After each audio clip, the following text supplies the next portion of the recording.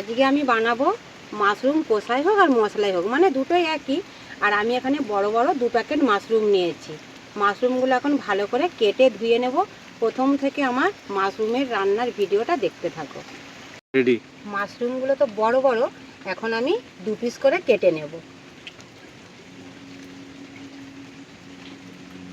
2 piece করে।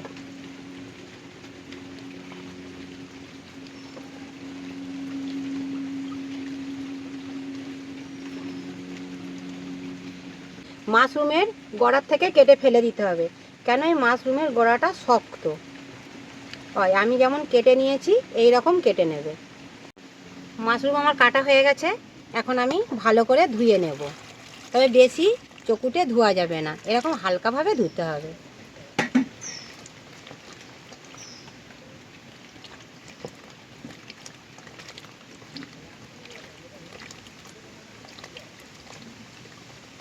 ধোয়া হয়ে গেছে আমার, আমি এখন তুলে নেব।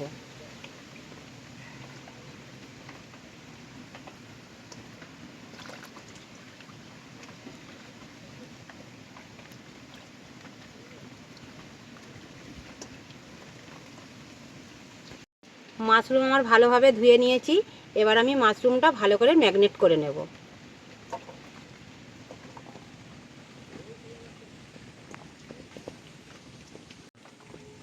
এখানে নেব আমি হালকা করে লবণ,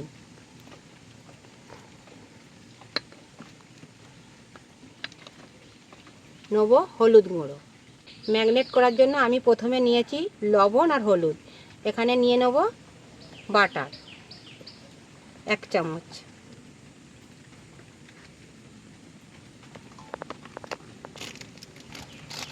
এখানে নিয়ে নেব কাশ্মীরি লঙ্কার গুঁড়ো। ভালো করে আলতোভাবে এখন আমি মাখিয়ে নেব। কড়া গরম হয়ে গেছে, এখন আমি মাশরুমের জন্য দিয়ে দিচ্ছি তেল। আমি এখানে সরষের তেল নিয়েছি, কেউ মন করলে ঘি আর নয়তো সাদা তেল দিতে পারো। আমি ফোড়নের জন্য দিয়ে দিলাম গোটা জিরে। দেখো জিরেটা এরকম লাল লাল করে ভেজে নিতে হবে। এরকম লাল লাল, এই যে লাল লাল আমি ভেজে নিয়েছি, এরকম লাল লাল করে ভেজে নেবে। আর এখানে নিয়েছি পেঁয়াজ কুচোনা, রসুন কুচোনা, কাঁচা লঙ্কা কুচোনা। আমি একসাথেই ভাজবো এগুলো।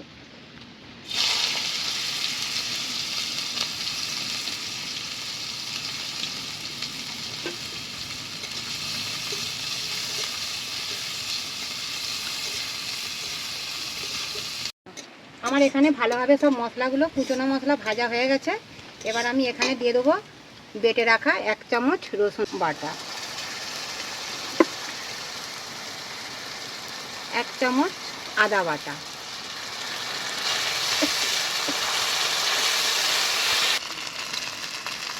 1 চামচ টমেটো বাটা।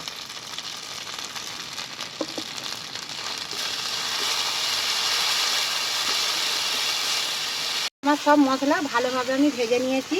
এবার এখানে আমি কাজু বাটা আর নিয়েছি আমন্ড বাদাম বাটা, এগুলো একসাথে আমি বেটে নিয়েছি। এখন আমি দিয়ে দিলাম।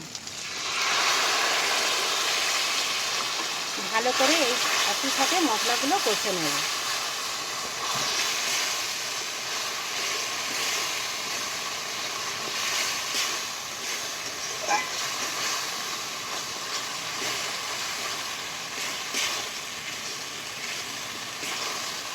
মশলা আমার ভালোভাবে কষানো হয়ে এসেছে, তবে আরেকটু আমি অল্প করে জল দিয়ে মশলাটা কষে নেব।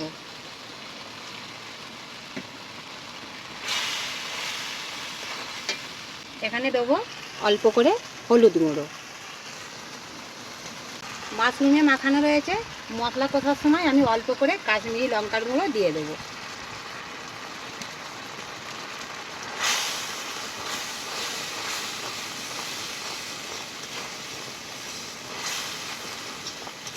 কাঁচা লঙ্কা কুচোনো দেওয়া আছে, আমি এখানে আর গুঁড়ো লঙ্কা দেবো না। এবার আমি দেবো অল্প করে মশলা ধোয়া জল।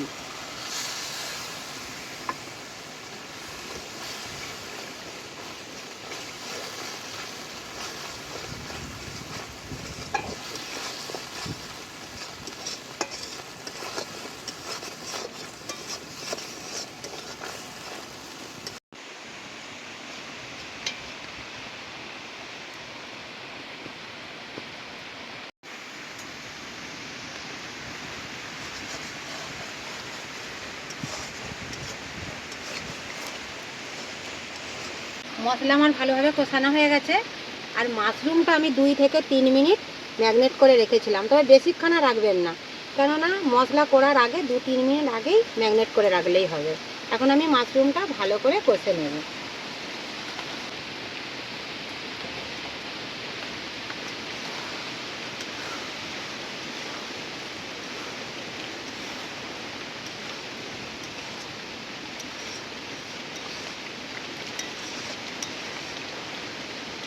অল্প আঁচে হালকাভাবে কষে নিতে হবে।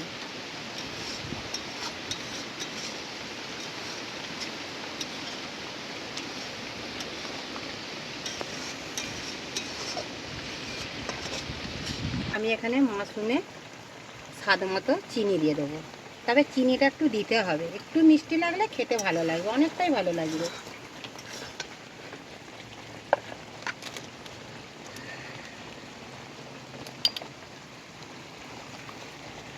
এখানে আমি অল্প করে লবণ দেবো।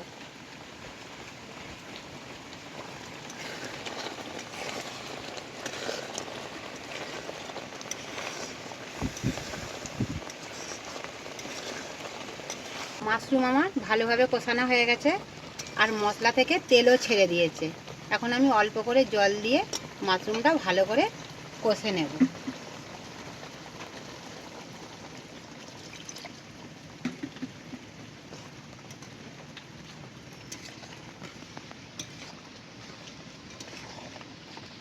ঢাকা দিয়ে মাশরুমটা আমি এখন ভালোভাবে সেদ্ধ করে নেব। মাশরুম আমার ভালোভাবে সেদ্ধ হয়ে গেছে, আর কেমন তেলও ছেড়ে দিয়েছে।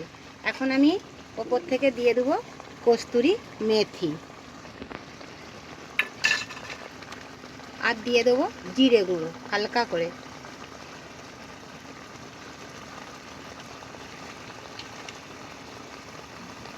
দেবো গরম মশলা গুঁড়ো।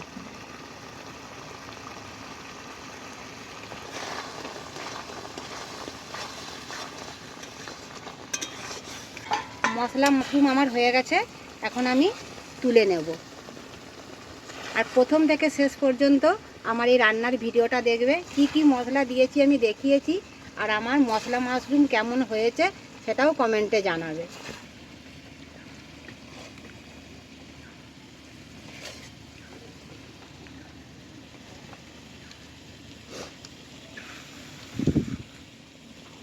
মাশরুম আমার বানানো হয়ে গেছে, তোমাদের দেখিয়েছি, আর কত সুন্দর রং হয়েছে বন্ধুরা, দেখো।